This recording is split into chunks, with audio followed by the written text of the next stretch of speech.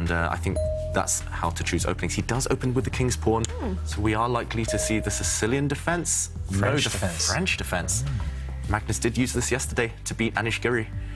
Yeah, well, I don't think we could expect either of those moves, really. I mean, e4 from Hans is a bit of a surprise, and e6, even though Magnus did play it, is a surprise. And what variation will Hans now play?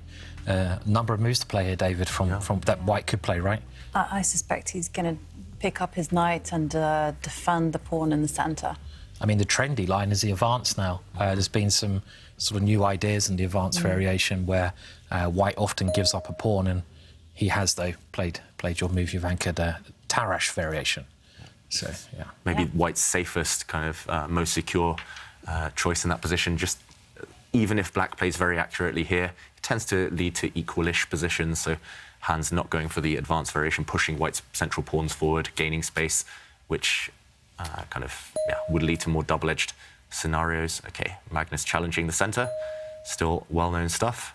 White's knight comes out. I had this position myself in the Olympiad from the white side, but OK, my opponent didn't choose this move, trading off a set of pawns in the centre.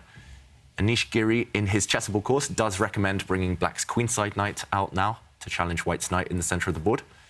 And will either of these two players have studied Anish Giri's French course on chessable? There are some other moves here. Black can bring either knight out. I think those are the two most trendy moves in this position. What is Magnus going to do? He needs to surprise Hans, right? Normally, when you have the black pieces, it's hard to win against any kind of grandmaster opponent, but you need some kind of surprise just to throw them off balance, to kind of nullify the opening advantage that white traditionally has. Yeah, it's all very well-known stuff, this. I mean, it's been played thousands of times before, and I guess you might have some games there you've anchored. Yeah, well. I have lots of games in the database. I even have games where Magnus has been playing this opening with the white pieces against Fabiano Caruana and winning. I mean, I have to say, up until yesterday's game against Anish Giri, Magnus really doesn't tend to play this opening with the black pieces, but he is following Anish's recommendation, and there's going to be some trades. Still within very well-known territory here. Black's dart-squared bishop coming out. I think that's what Anish Giri recommends in his course. The older move here is black's queen, just developing. Maybe Magnus and Anish have been working together. Those two great friends, Magnus and Anish. Yeah, preparing hard. There were two very theoretically important games in the Olympiad just a couple of weeks ago in this position, where black pushed his king's pawn forward one square, just to block the centre, occupy as many central squares as possible. So is Magnus going to go for the most critical move, which has featured recently in some high-level games, or is he going to just try and confuse Hans with maybe a less well-known move? Still, it feels like a psychological battle at this early stage. Hans playing almost instantly every move. Magnus is the one taking a pause here and there. Magnus clearly knows what's going on or what he wants to play, but he's trying to guess what will make Hans the most uncomfortable. Maybe he's trying to just slow the pace down and get it into... Because in the last game, he was matching Hans, right, by like tempo. So maybe he's trying to sort of just get it into his, control, get control on the game by slowing Hans's pace down a little bit. And, because it didn't work well the last game, that's for sure. That's my excuse for getting in time trouble, just slowing things down, just controlling the pace of the game, at least in the initial phases. David, whatever you do, keep doing it. That's all I can say. I have to say, rapid chess, can we see the medal again? David's style comes with a warning, because most people actually cannot handle time pressure very well. I mean, you make mistakes, but David, different level. And Magnus developing his knight. And I have to say, this has been such a thrilling start to day 2 of the FTX Crypto Cup. And, of course, we love it when you're at home also join in all that fun, action and excitement. And show us your selfies. Where are you watching the tour from? How are you watching it? Who you're watching with? We love to see your pictures, and we will feature them on the show. And as always, you can send us your thoughts, and we will, again, if you tweet us using the hashtag ChessChamps, we will show them on the screen. Yes, We do love your selfies. And remember, actually, so we know you're watching from all around the world, and we're so excited to have viewers from all around the world. But for the 2 final days of the FTX Crypto Cup in Miami, it is possible to go to the venue as a spectator, which I think will be a lot of fun. And you can read all about this on chess24.com/tour, how you can get your tickets and go to Miami to watch these top chess players in action. That's so cool that you can actually go in person and get a feel of the whole vibe there, because I can tell you it's really special. It is. The it's so intense. players were playing here on the Oslo Esports Arena. I mean, it was just incredible. Yeah. You know, just to see the emotion, you get up close and personal. And meanwhile, okay, the action is still continuing because the players are simply developing their pieces. But at the same time, the skeleton has been built. You know, White has definitely marked out their intentions. It's going to be happening on the right side of the board. And Magnus is going to be relying on his supremacy there in the centre. Yeah, I think we can definitely state that Magnus wants to strike back immediately with Black. He's not gone for anything solid. He's playing very provocative chess, allowing White to establish this kind of central pawn on e5. And, OK, he's trying to gain a bit more space here. This is still relatively kind of well-known, at least the ideas. I'm not sure about the exact move order, which I think is a bit rare. But, yeah, there's a big threat on the board, at least, for Magnus. He wants to trap White's bishop in the centre of the board if he can continue pushing that pawn forward. So the key factors right now, White's pawn here is, as long as he can maintain it, it kind of cuts the board in half.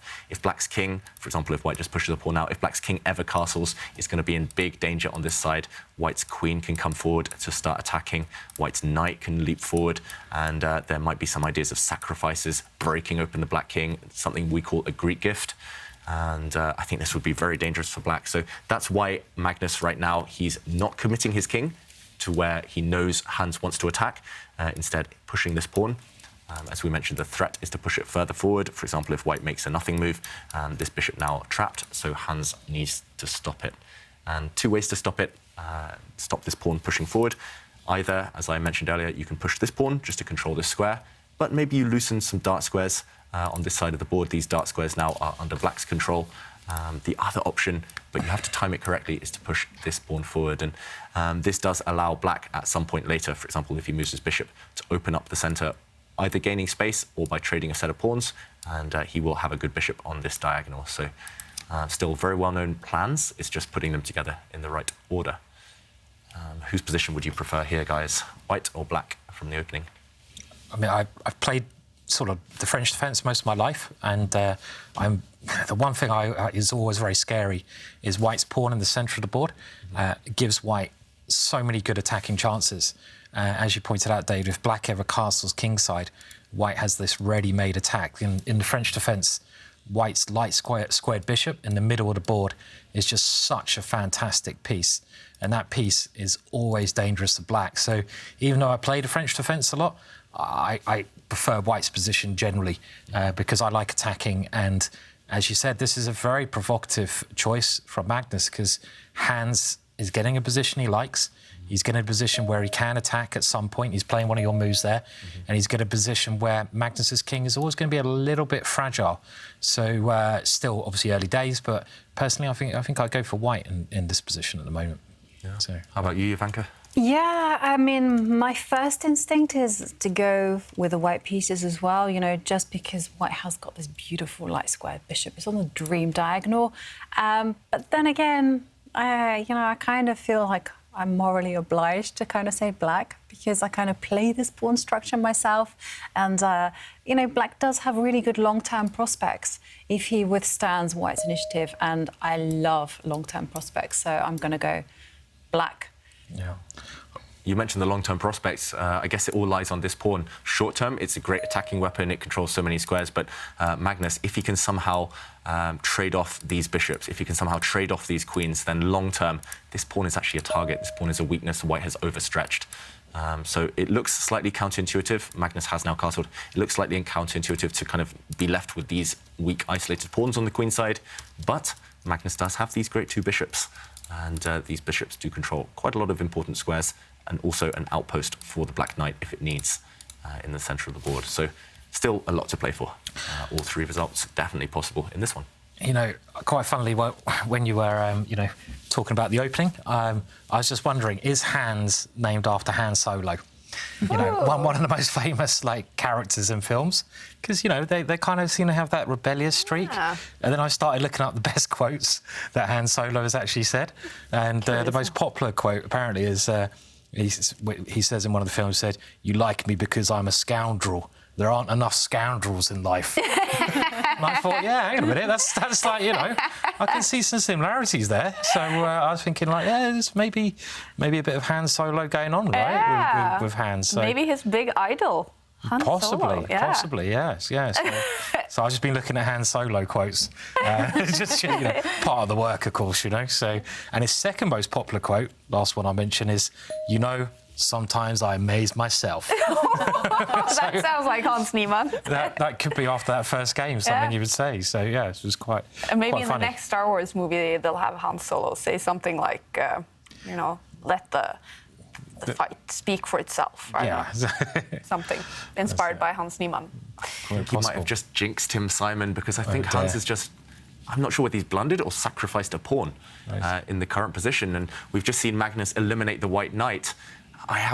I'm slightly afraid for Hans now, because the position is simplifying, which doesn't favour him. We mentioned Hans wants complex positions, but let's just kind of retrace our steps. Here, just 2 moves ago, he played his bishop to this square, blocking the queen's defence of this pawn. And after the queen's defence was taken away, the elimination of this knight does mean that, OK, we want to capture with the queen. We don't want to wreck the white pawn structure in front of our king, ideally. So if we take with the queen, now suddenly this key pawn that we've highlighted, that we've talked about, it does drop. And, OK, we will see this happen. Magnus immediately eliminates this pawn, and not only has black won a pawn, he does have an attack on this square. I think Hans, his idea was to take this black pawn back, but now there are a couple of problems. First of all, I don't really see what the problem is with just moving the queen to the side, hitting these 2 bishops, kind of skewering them, hitting this pawn as well. Also, I'm slightly tempted to grab this pawn as black, or if you want to be super flashy as Magnus, you can maybe even grab this pawn with a check. And after white's king kind of takes the bishop back, comes out, there is a double attack, a fork, hitting the king and winning the white bishop next move. Black will come out a pawn up in all of these variations. Wow. Yeah, I just don't see what Hans has in mind. And the fact that he's paused to think, OK, this is the current position, the fact that Hans paused there means that he is unsure as well. He's a bit nervous about what is to come. So Magnus, he's got a choice of this pawn, or a safe move, just maybe moving his queen. All right. Magnus Carlsen is in the move. And again, we hear the rain pouring on the roof here in the studio in Oslo. So let's get away from this awful weather in Oslo and head to the beautiful weather in Miami. I hear rumors about 36 degrees Celsius weather. Yeah, that's the time when you want to bring a jacket and really feel this weather outside. It's so humid you can't even begin to believe it. But I have something to cool me down, because I have one of the coolest GMs there is right now. Alejandro Ramirez, you are here in Miami. What are you doing here now? Well, I'm here as a spectator. This is one of the best events that's happened in America in a very long time outside of St. Louis, so I couldn't miss it. I'm happy to be here. The fact that it's warm and beautiful Miami, well, it added to the equation. Well, you're coming straight from Chennai, so I mean, you must be pretty acclimatized to this weather. How is it feeling here compared to there? Ooh, they're both hot, but in completely different ways. And I'm happy to be back in America, but I had such a blast in Chennai. I was there as the U.S. women's coach, and we had an amazing resurgence. Basically, 2 different tournaments, one before the Bermuda party and one after. And after we kind of crushed it, we're able to go all the way from 42nd place, which was our low, to 4th place finish. So we had a great event, and I'm very happy to have finished with that. But taking a little break here, we're enjoying chess from the outside point of view. Yeah, but I mean, as an American, I got to ask you about Hans Niemann and his game against Magnus Carlsen today. How would you summarize how they've been playing so far? I think Hans is a very hungry player, especially after the Olympiad. He's one of those players that, because of his federation, wasn't able to go there, and he sees all these youngsters that are about his age, Pragnanda, the Uzbeks, and they're really coming in strong. They had amazing performances in the Olympiad. They're headlining everything, and Hans is saying, look, guys, I'm here. I'm very good. I want to make a name for myself. So he's taking the chances that he gets here at this cup, and starting with the black victory against Magnus Carlsen, what a way to do it. Yeah, or as he said to me prior to entering this tournament, who cares if I get invited to play Olympics or anything else next year? My rating is going to be so high that they have no way to exclude me. The comments just keep on coming, and that looked amazing with the palm trees in the background and the Atlantic Ocean in the background in Miami. The action is going on inside the Eden Rock Hotel on Miami Beach. Magnus Carlsen is fighting for a comeback. He lost game 1 to the American Hans Niemann, playing in his home country. But now the bar is over to Magnus Carlsen's side. But he spent almost 3 minutes now on this move. What is he thinking about? I think it's just the fact that he has too many tempting options here. This is the type of position I would probably spend 10 minutes just because it's so hard to pick between 3 tempting continuations and 3 very promising continuations, I should add. So what would you guys do here? Maybe if we pull the board up, we can try and get inside Magnus's mind. What is the world champion thinking? Is he going to... I mean, the first move you calculate, I guess, is taking this pawn or this pawn. Because in chess, we always look for the most forcing, most ambitious moves first. Yeah, I was drawn to capturing the pawn closest to the king, you know. Take that pawn, weaken the king, and then once the king runs, then I guess, yeah. Oh, yeah, this would be a check, and this would be very good for black, but the king most likely just steps to the side. Yeah. Okay, he didn't go for this. I guess the problem here for Magnus is there is a pin on this diagonal. The black bishop is slightly vulnerable. Instead, Magnus went for maybe the safe approach, not the most ambitious. He moved his queen to this square, so same idea, just different order. So attacking this pawn and attacking the white bishops. And Hans, therefore, needs to trade off as many pieces as possible. So we arrive in this position, level pawns, level pieces, but black's bishop is the dominant of the two, and now attack on this pawn. Yeah. The attack on this pawn as well. Definitely. I thought Hans' move was quite good, actually, because it was more or less forced and kind of controls every single pawn. But Magnus, he captures the pawn anyway. Yep, he has spotted that the white queen is actually overworked. She has 2 jobs to do here. She wants to defend this square, but she also has to defend her bishop. So now, if the black bishop is indeed captured, then Magnus will go a pawn up. Whether this is enough to win, it's unclear, because we might well reach a rook endgame eventually, and black is yet to create a pass pawn, but this is a risk-free advantage for Magnus. The question is here, if you were Hans, would you capture this bishop? Would you trade off as many pieces as possible? Or would you maybe just move the rook and say, OK, opposite colour bishops, long-term, that gives drawing chances as well? It's definitely white playing for the draw now. Yeah, I would keep the bishops on the board, and Hans says yes, he would too. It's interesting because I think I wouldn't hesitate here. I would take the bishops off. As long as the queens are on the board, I would be terrified of allowing the bishops to stay, because with opposite colour bishops, it's easier to attack the enemy king. White's king here has only 3 pawns shelter. Black's king has 4 pawns. Also, I'm looking at this bishop. It's not on a great diagonal anymore. It's just staring at a kind of a rock, a concrete foothold here for black. I think it'd be more impressive if Hans draws this game than actually winning the last one against Magnus, because he's a safe pawn down at this kind of position that Magnus thrives in. You know, just nurturing that small advantage. You've got to defend, not nice defending. And as you say, the opposite colour bishops are not really a problem here. There's too many pieces on the board. So this is going to be very, very tough for Hans to save, I think. I mean, there's chances, of course, but... He needs to swap off all the rooks, really, in order to save this game, or the queens as well. OK, Magnus, interesting move. I was just thinking, OK, move the queen out the way. Not to that square, sorry, to this one. Just get the queen out of any threat from the white rooks, but instead Magnus tries to create a pin along this line.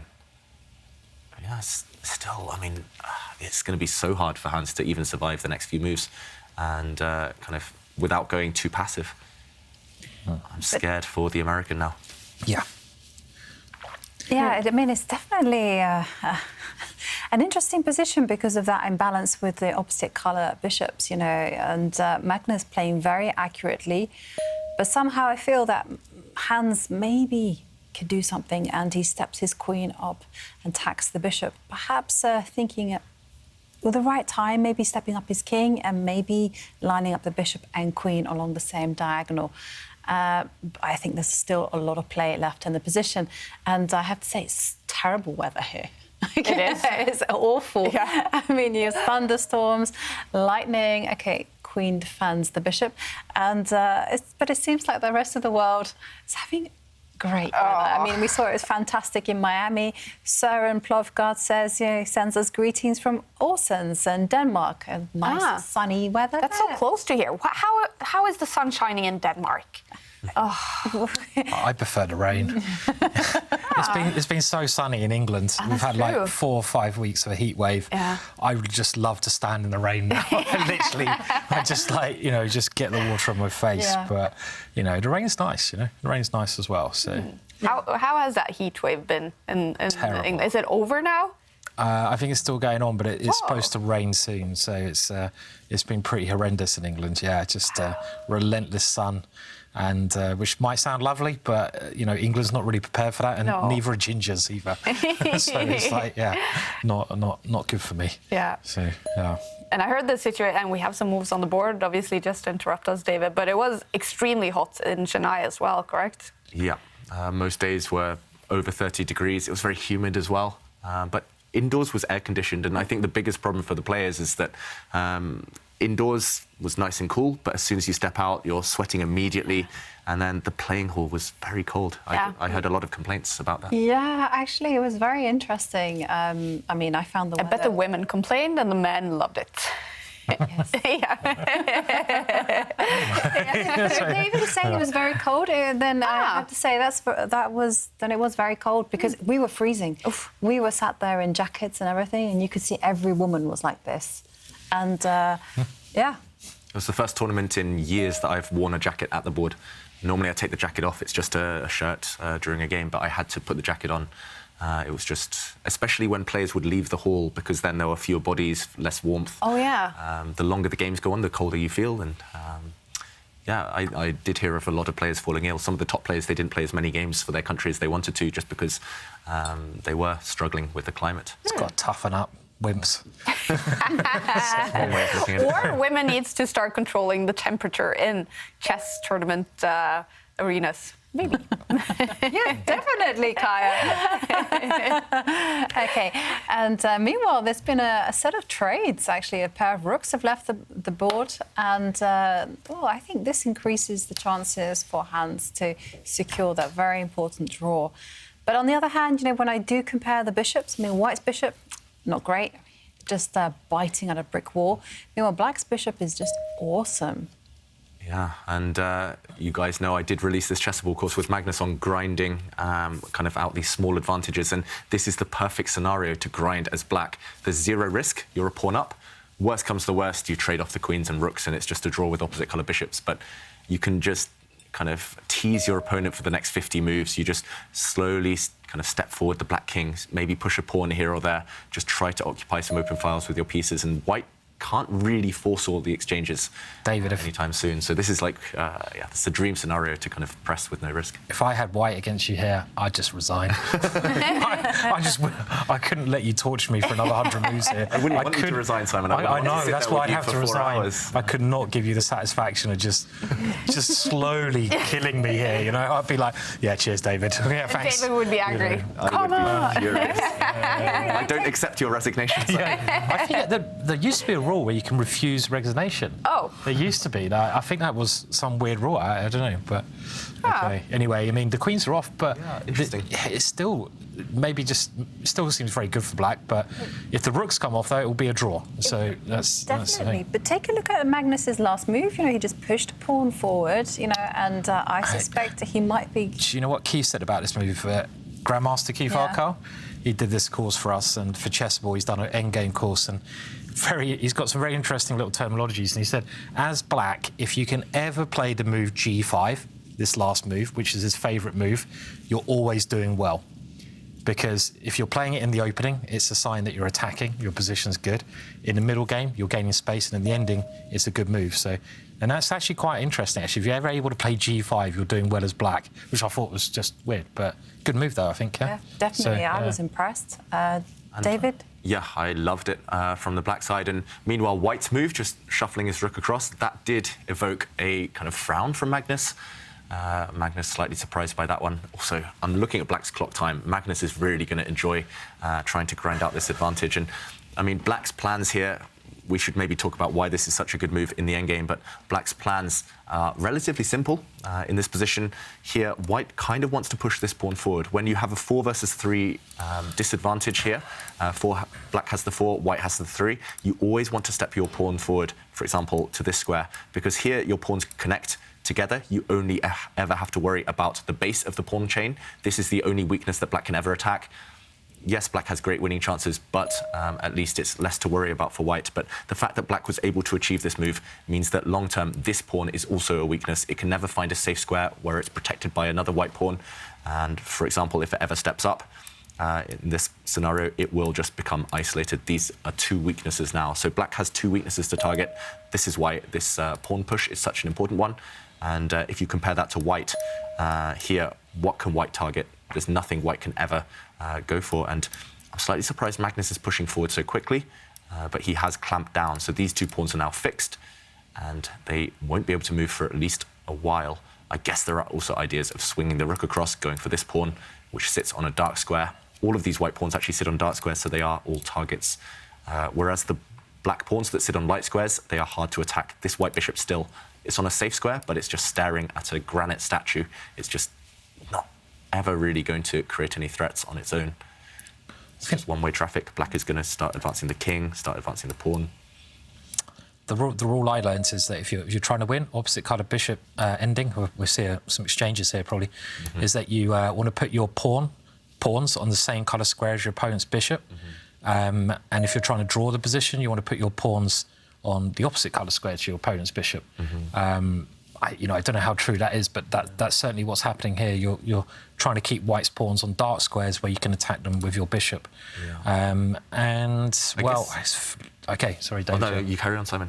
No, yeah, I mean, some pawn exchanges here, but this looks like White's totally tied down, right? Yeah. Has to defend. And now you can see Magnus is really massaging his advantage through, he's pushed forward with more pawns. The Black king is going to step forward. And there's just no move that Hans can do apart from just wait with the bishop. Unpleasant stuff here. Very, very unpleasant. I think this is already a winning advantage for Black. The thing is, you can't kind of use your bishop to destabilise this Black rook. It's just fixed on this square. If you ever try to kind of step back to go for this rook, then firstly, Black can ignore this because at the very least, Black's rook can swing across and target another weakness. But if you want to be really kind of, if you really want to cut across your opponent's plans, then you could just step this pawn forward. And it's exactly what Simon said actually here. The pawns control the light squares, the bishop controls the dark squares. And that's why it's such a good strategy. Instead, White's king took a step back. If we retreat back to this position, and Magnus, we know that he loves to push his rook's pawns forward, the A and H pawns. He's getting ready to kind of push this one down, ready for a race, a pawn race later. And Hans is just completely stuck. If the bishop now retreats to kick away this Black rook, Magnus, his idea, I guess, is to swing it across, attack this pawn, and if the bishop comes back, now we see the idea behind this pawn push. He would kick away this bishop, and sooner or later, something is going to drop. Black has ideas now of some checks. Yeah, this bishop no longer has a safe square. It's just all falling apart for Hans. Yeah, definitely. I mean, just seeing that White's bishop and White's rook are pretty useless. I mean, is now the time to perhaps just kind of get active with the rook? And I'm just thinking, maybe grab the G4 pawn. But okay, he goes for the wait and see approach. It's very difficult to do that, just to sit there and wait for the axe to fall. Yeah, I mean, if White is just resigned to putting this king back and forth, then Black will slowly but surely start pushing forward. Okay, he is going for the strategy. Maybe even Black can start going towards this side of the board with his king. Okay, he is on this journey. Might as well just resign if you're doing this. Yeah. Get you like to resign early, Simon. It does seem that way, doesn't it? It really does. Yeah. What's the point of suffering in a hopeless situation? Yeah, I mean, against Magnus, I'd resign anyway, I think, here. Against David, I'd resign. Against most players, I'd resign, actually. You're right, yeah. You can keep playing against me. I've got to stop this. What's happening? Nobody ever won a game by resigning, Simon. Yeah, I know. Well, I've got to remember apparently, that. that's not true.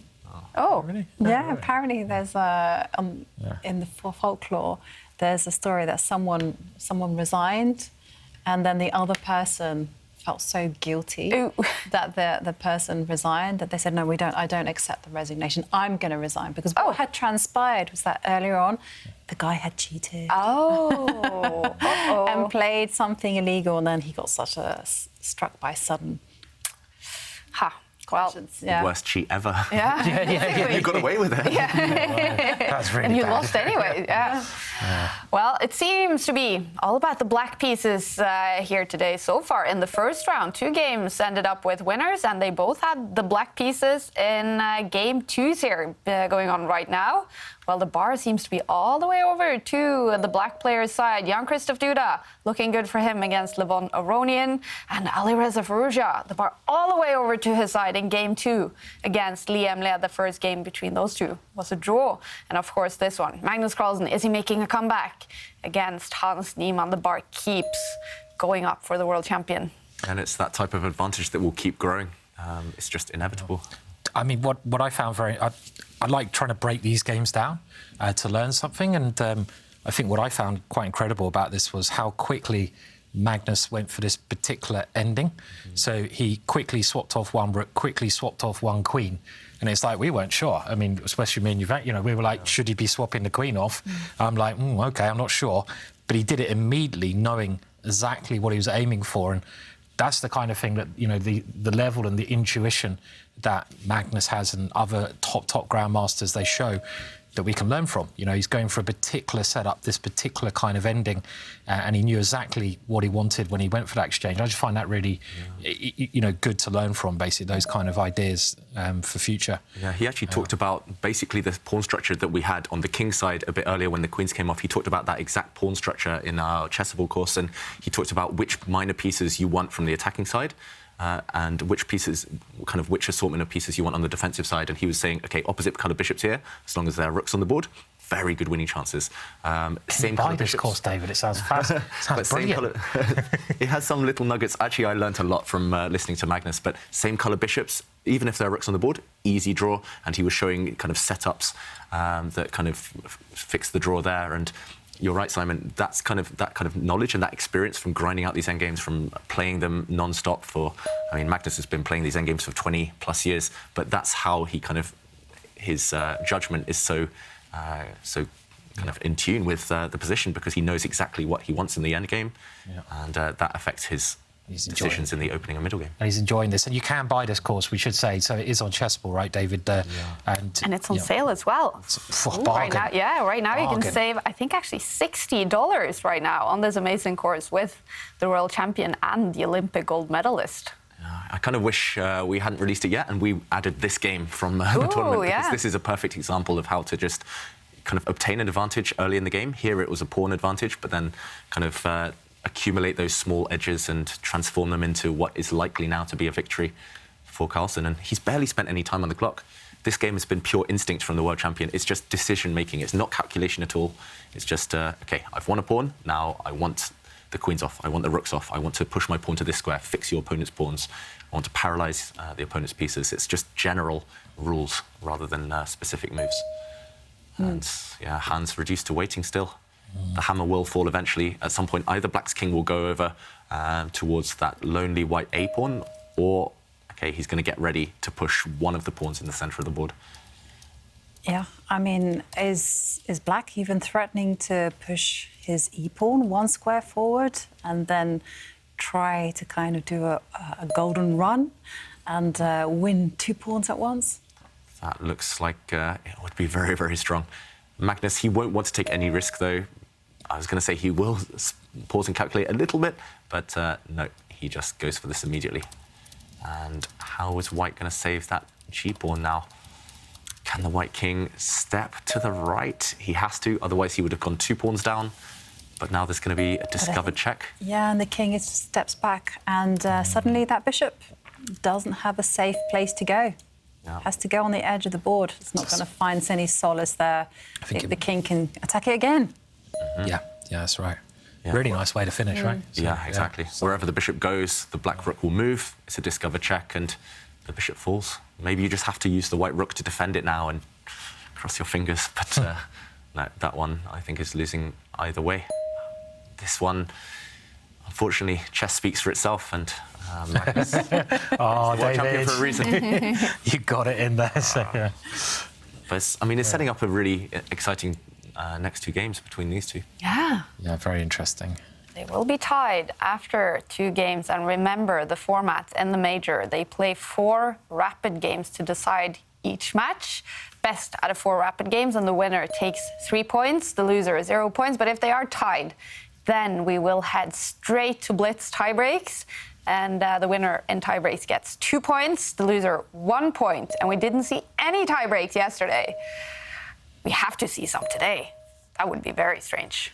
Yeah, we've seen surprisingly few this season on the tour. We keep expecting them, but the players, they're so aggressive, so direct. Magnus has won a second pawn, and there we go, Hans resigns. Oh, what a comeback it was by Hans Niemann in the first game. But world champion Magnus Carlsen, he makes a comeback of himself.